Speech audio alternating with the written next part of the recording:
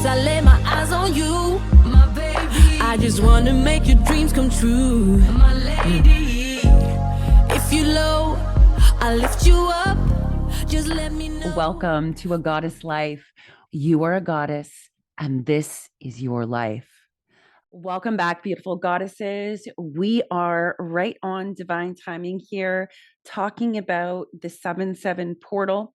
This episode will be airing on the 7/7 portal for all our beautiful viewers. And Anna and I just want to dive right in. Anna's been channeling with the Sirius Collective.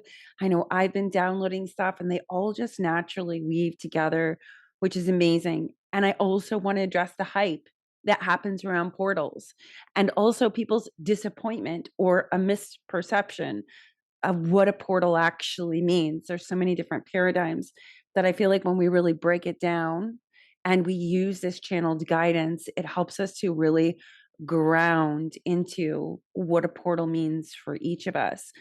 I really want to start with your channeling with the Sirius Collective and what really came through for you.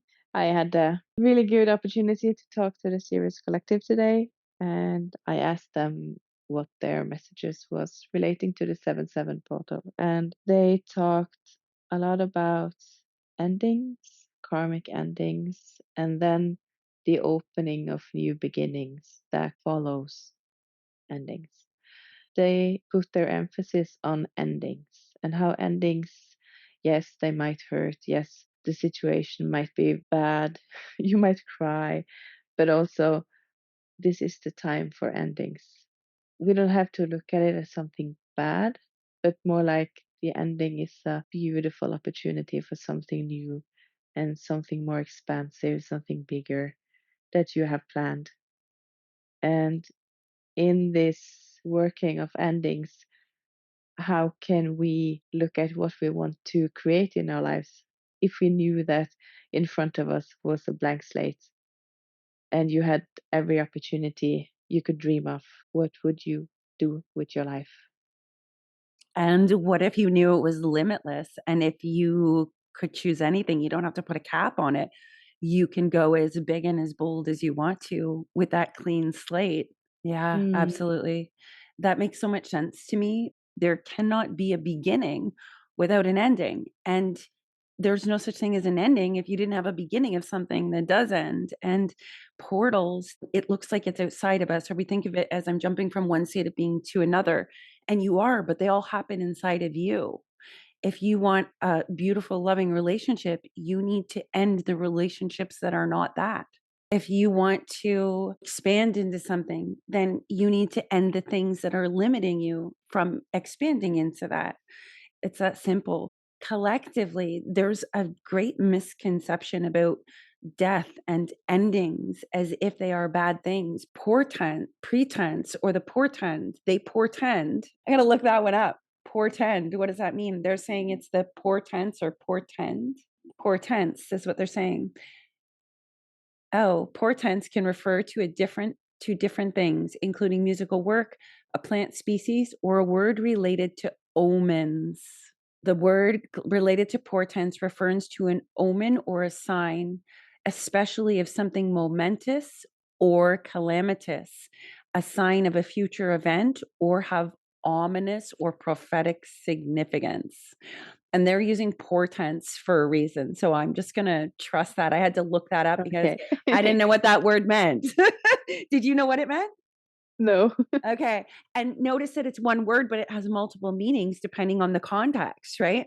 And Mm, obviously, we're rolling with the meaning that's most aligned with the topic that we're discussing here. And it really is, it's the portents. Endings are not a sign of something ominous and bad. They are literally an indicator of something dying away so that something greater can be birthed.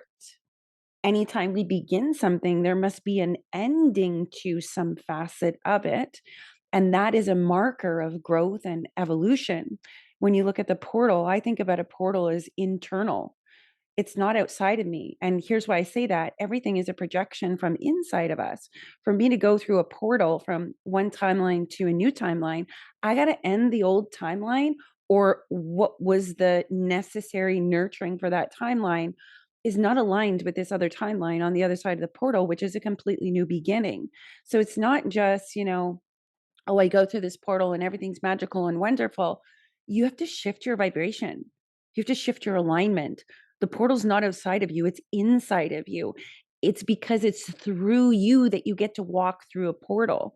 It's kind of like a doorway. We look at a doorway in front of us and we walk through the doorway, like a portal is a doorway, I guess you could say. Listen, not only are you the door, you're the key to the door, you're the person who stands before the door, and you're also the person who stands on the other side of the door. In this way, the door in the middle, the portal, is actually us. It's one choice point away.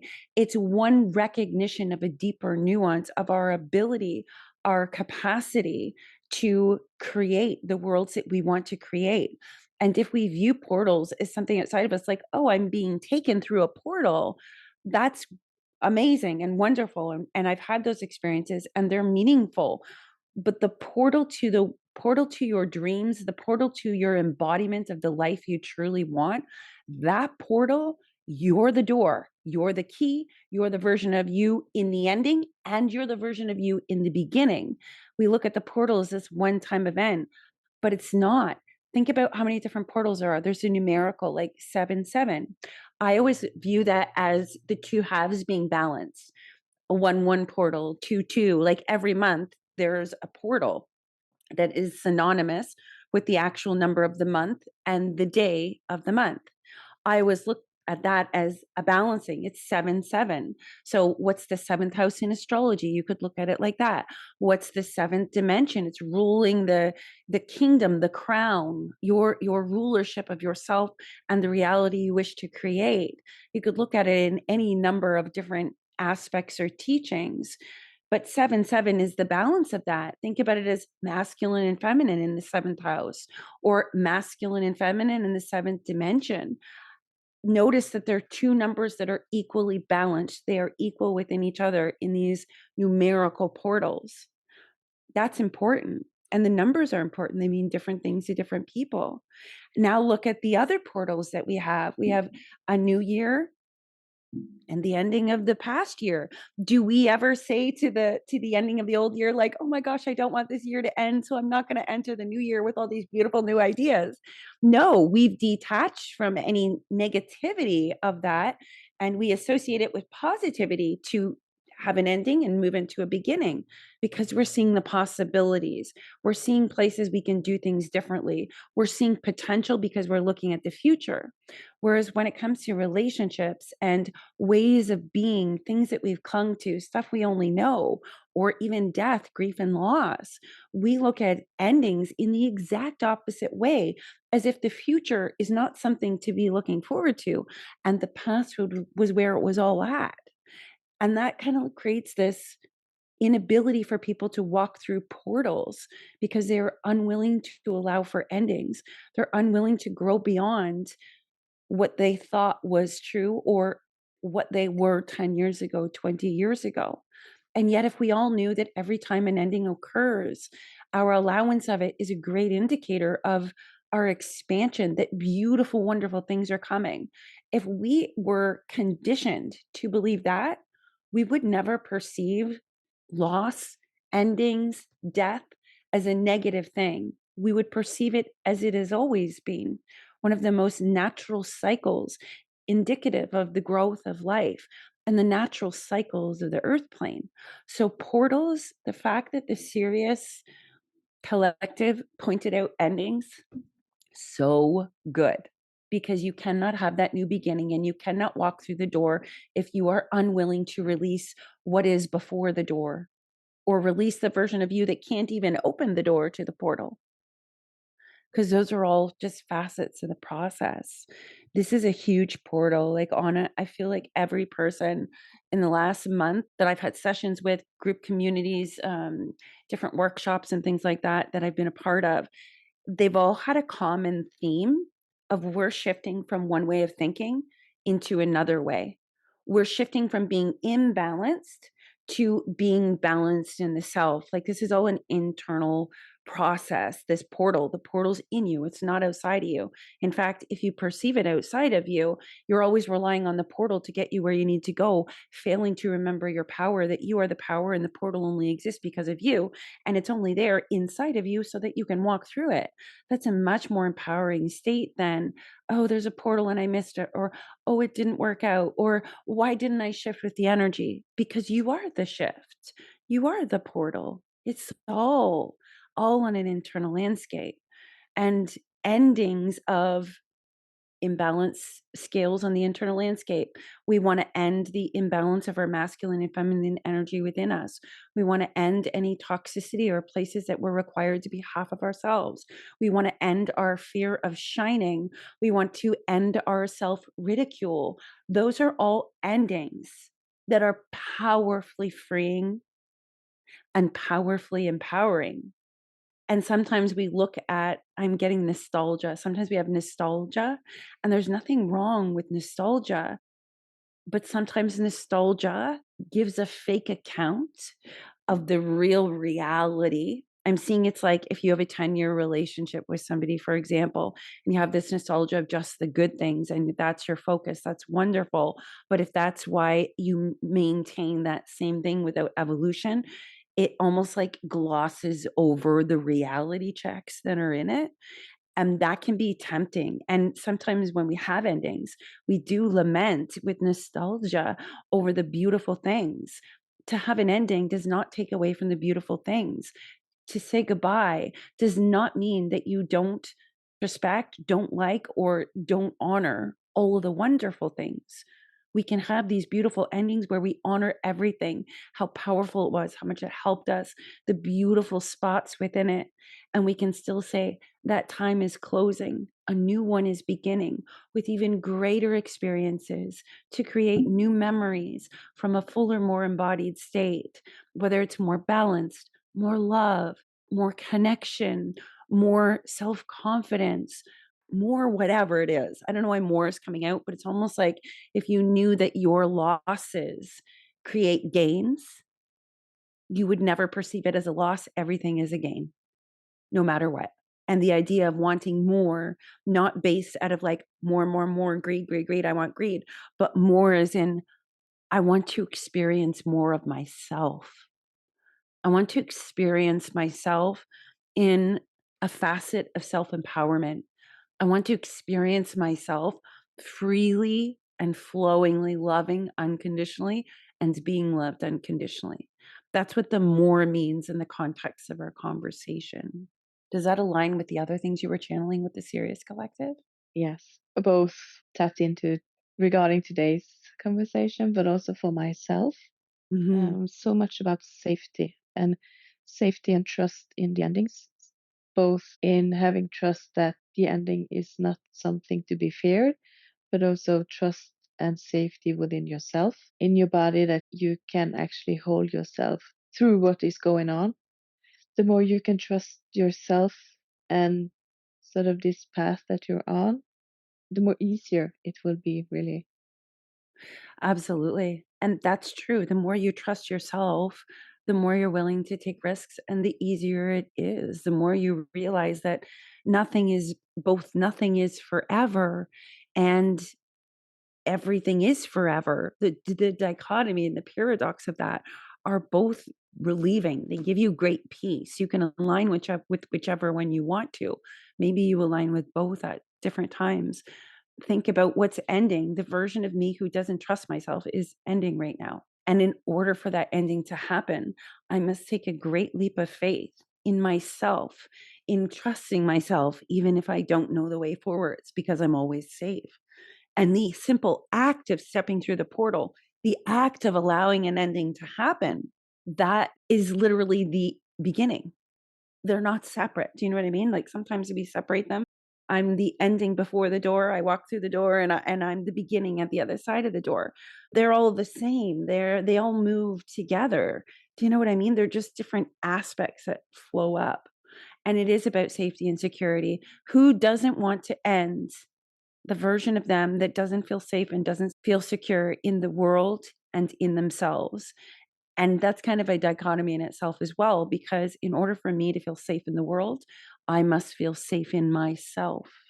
Absolutely. If I do not feel safe in myself, I will look to the external world to give me a temporary feeling of fleeting safety and security. However, all things evolve and change. And when all of that crumbles outside of me, and the relationships change, and the dynamics change, and the needs change as I grow older, that naturally is going to make me feel unsafe because I gained my safety from something outside of me, which is just a further invitation to deepen, dwell in the safety and security inside of each and every one of us. And I feel like that's why fear, for example, if I fear an ending, it's fear in command. I'm only going to fear an ending if I feel I am losing. If I feel like I'm losing, even the idea that I am losing is in conflict with the truth that you are only ever gaining. I just remembered you said something about being the key earlier, Mm-hmm. and I looked back at my own notes from the channeling I did today. So, and this is the message I got for myself. So it's a bit harsh love. You are distracting yourself. Stay present. The key you're searching for is near, but you won't find it if you're somewhere else. So good. That's so true, Anna. If you are the key, you will not find it if you're somewhere else. You will not find it outside of you, because you are it. Well, that's some synchronicity, my friend. Wow. What you channeled is very powerful, a powerful and simple truth. And the other thing about portals is like, I also feel that portals are sometimes an external cosmic alignment or a boost of external energy that we have accessible for us to tap into to amplify the choices we want to make, or to amplify our clarity about where we want to go, or to amplify the inner coherence or alignment as like a boost for us. So like a 7/7 portal, or for example, when Jupiter was exalted in Cancer, those are external cosmic astrologic cosmology alignments of energetic fields that are shifting and changing to help us amplify an action that maybe we struggle to take, or to have clarity around something that maybe we had confusion around for a while. So I also feel like portals are, yes, they're inside of you, but there's also the external shifts in energies that are aligning to also help propel you to where you're focused and intending on going anyways, or what you're intending to go towards. So I feel like there's a number of different nuances when it comes to portals, like a full moon and a new moon. Those are portals as well. Just depends on how you define a portal and what power you give it or don't give it. Those are all different facets of it as well. But I do feel like this portal in July, like this month of July, is nuts for astrological shifts. And going back to that statement of the key, right? You're the door, you're the key to the door. You're the person who's holding the key to the door to open it before the door. And you're the person on the other side of the door that's already unlocked it, walked through, and is in the new beginning. And back to the statement that you channeled about the key. If you think about it, what are the keys? They're the keys to your kingdom. They're the keys to you being able to say, this is what I truly desire, and I'm just going towards it. And there is nothing else. It's like you have the keys to create your reality. And I feel like this 7/7 portal is significant for that. Like a lot of people are shifting right now. We've been being prepared mentally, emotionally, and energetically through all these releasing of old residues, energies, old paradigms, to prepare us to walk through these portal doors. And there's more than one portal this month. And I can't necessarily tell you why I'm saying that or what that relates to, but intuitively, it's very clear that this month is like door after door after door. It's a game changer. It's a paradigm shifter. It's an energy elevator, but only if you are willing to hold the keys to your own energy, your own door, your own freedom, because that's who has the key. Many of us give our keys away to other people. Well, it'll happen when this happens. Oh, I can't feel love because nobody's in a relationship with me, so I must not be loved. Do you know what I mean? Like that's giving away your keys to everybody else and everything else for stuff that you will never feel safe with and never feel in control. But you're the key. And that I feel is the portal and shift that many are walking through. We're shifting from deeply grooved patterning, old energies, old storylines, old frequencies have all been being phased out through this really a purging process and a realignment and a recalibration process. And now we're hitting the month where we're shifting through the door. And to shift through the door, we must acknowledge our own power and also acknowledge where we've given away our power unconsciously, subtly, loudly. That's what I feel this portal is for. And what you channeled, how synchronistic is that? I love it. It's very powerful and it's in alignment. We can just bring forward because I know for me it's great to talk about a portal, but I always like to have a tangible thing I can do. Well, how do I make use of that knowledge, right? What's the method that I can put to the knowledge to kind of put it in an action? And I also feel like especially dealing with the Sirius collective. I always view the Sirian energy as very intellectual, but it's also deeply and profoundly loving. It is a bright energy. And to articulate it is not necessarily something that most souls can do. You have to have a level of unconditional love to be able to take it in and then radiate it out. But keys are important because Sirian energy is in alignment with personal power and unconditional love. It's very empowered, is what I want to say. It never feels disempowered. You know, there's Arcturians and Pleiadians, and one is very structured and one is very flowing and playful. Sirian energy, I feel like, encompasses all of it already merged and balanced together. Not because Arcturian is less than or Pleiadian is less than or any of the other star systems, Lyran or whatever it is, but each holds a certain energetic resonance that is valuable to the entire universal collective, right? Not just the Earth collective, but universally, I want to say. In that way, it allows us to draw down universal wisdom, not just this teaching or this way or this path. And Sirian energy is just going to be so brilliant, radiant, and bright and flowing with articulation, understanding, intellect, wisdom, spiritual knowings. It's just going to be flowing and teeming through this collective.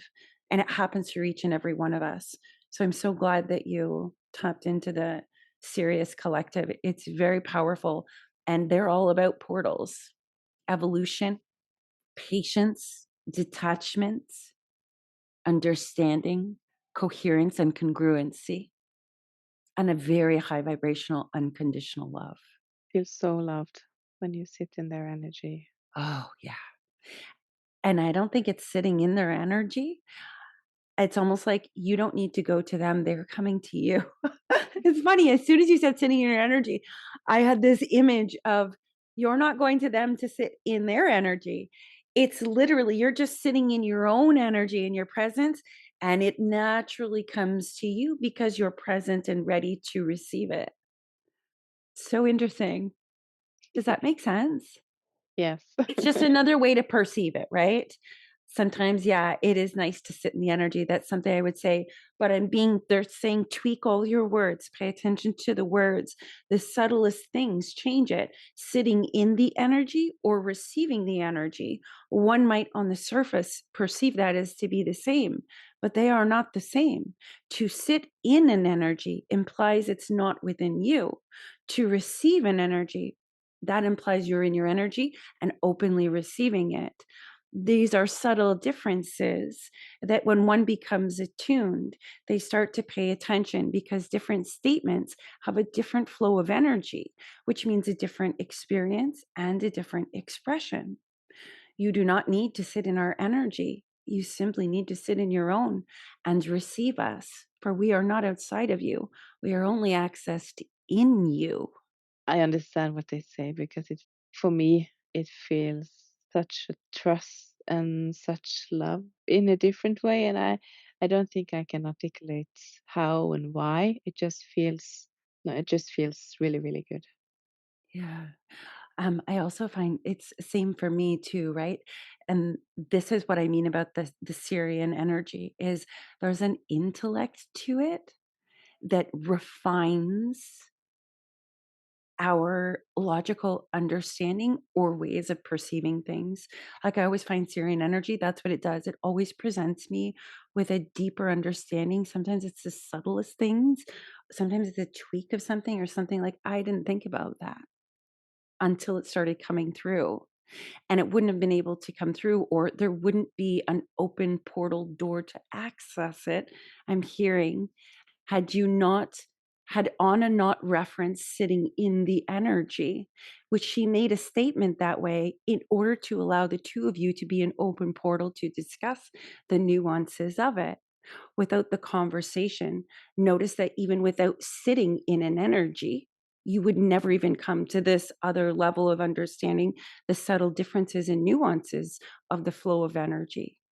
Notice that you wouldn't even understand what sitting in an energy was if you didn't first find and cultivate a spiritual clearing of the slate within you. That had to be done before you could even consider what sitting in an energy was. And once we sit in an energy, then we begin to fine tune and refine and hone the energetic flows, how they move together. What's the best use? What are the tiniest tweaks? This is the portals you are all moving through now.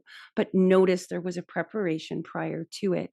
It does not matter if your portal is into abundance, love, health, wealth, merging with your higher self, having your dream life. It does not matter what the result is you have chosen, or the outcome, or the dream, or the desire, or the destiny.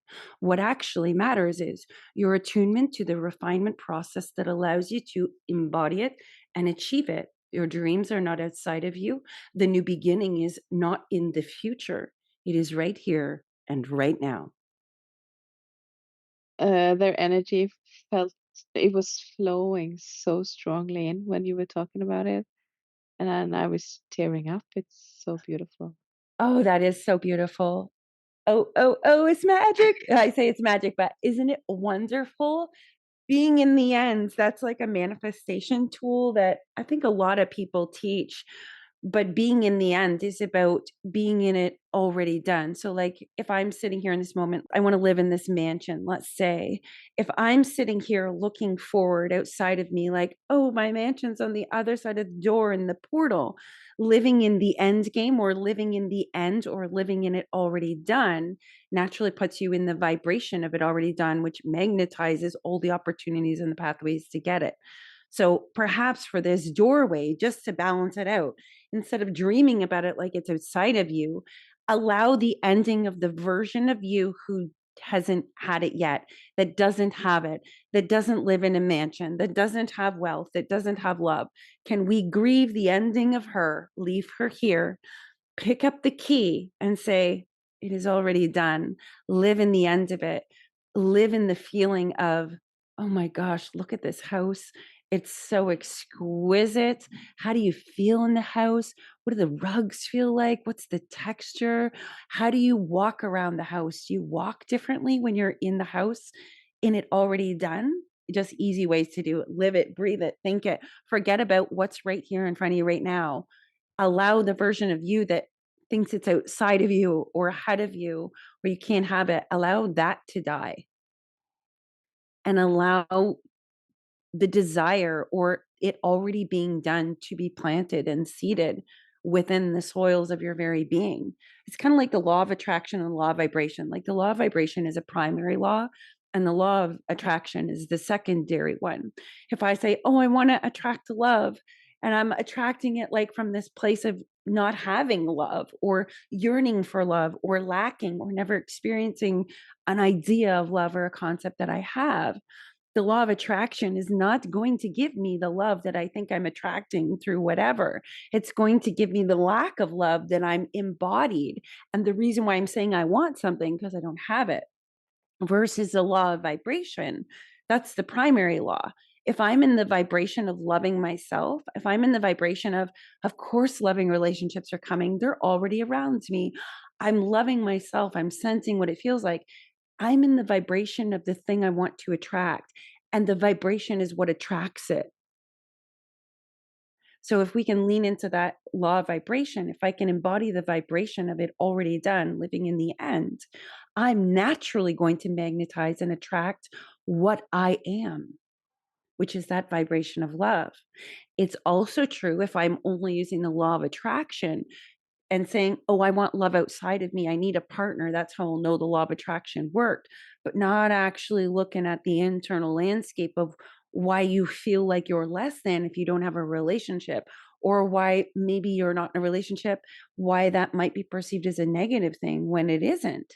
That's the law. The law of attraction is based on the law of vibration, and energy doesn't lie. It doesn't. The vibration of what you're in doesn't lie. So let's have an ending of all the ideas that you can't have something, that you aren't something, that something's outside of you. Let's have an ending to the version of us that thinks it's in the future, that thinks we have to work hard for love, for abundance, to be understood. Let that end. Let anything that creates a limit to what you want have an ending, because from the ending, it is birthing this new beginning. And sometimes, I don't know, sometimes just hearing something like this is the beginning, which causes the ending of the other stuff, right? What's that? I can do that. What's that? I'm going to move tune to the vibration inside of me versus the law of attraction, which is attracting that denser vibration of lack. Sometimes that truth, hearing that as the new beginning, creates the ending of the old version of you, and vice versa. Sometimes we hear it, we got to actively choose to make an ending, and then we birth the beginning. So I feel like those are simple tools. You can journal it. Honestly, feeling states are powerful. They really are. When you have an emotional charge to something, that's the electrical impulse that gives your desires momentum, is that emotional charge. And when the emotions are in alignment, the mind is in alignment, the coherence of the lower earthly energy bodies are in alignment, everything is coherent. That emotional impulse, that electrical impulse, gives it such a charge that you get things sooner than you expected. And it's the same with negativity. If you're emotionally invested in all the pain and wounding and grief and all those things, if you are emotionally invested in that deep grooving, you're charging it every single time, unless you're doing it intentionally to release it and discharge it. There's a difference between the two. The dynamics of the vibration and the nuances of it. This is a portal where we're allowing things to die, not because it's dead and gone, but because we have a new bloom that's asking us to bring our attention and focus to within us and outside of us. I would encourage people to sit down and do some sort of meditation, something that helps them still their mind Mm, and connect into the body.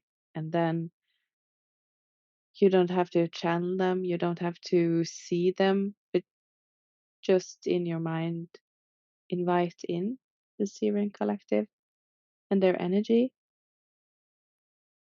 and then just sit and be present and don't force anything, just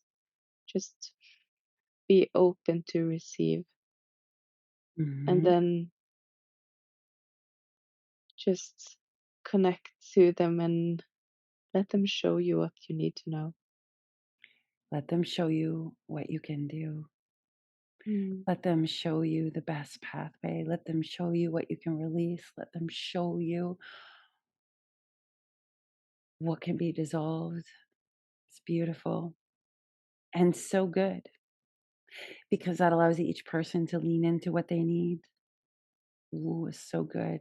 And receive what they need and release what they no longer need, Mm. putting them in the driver's seat, putting all of us in the driver's seat of our own energy, our own thoughts, our own body, our own realities, our own creations. I hope you enjoyed this as Anna and I mixed and merged between her channelings, the Sirian Collective, stuff that's being transmitted now at this time, and the different tools and understandings and ideas And let us know in the comment how you're feeling this portal. There's a lot of endings happening as well. Are you really steeped into that new beginning and just unfolding it? Let us know where you're at and how you're experiencing it, because this is a very important time frame where we're all shifting through a portal. So let's shift, beautiful goddesses. Anna and I will leave that with you. We hope you enjoyed this conversation and the practical tools and guidance that's come through in this episode of A Goddess Life. Since I laid my eyes on you, my baby, I just wanna make your dreams come true, my lady. If you low, I'll lift you up. Just let me know when it gets tough. Do you feel the way I do, my baby? Do you see me like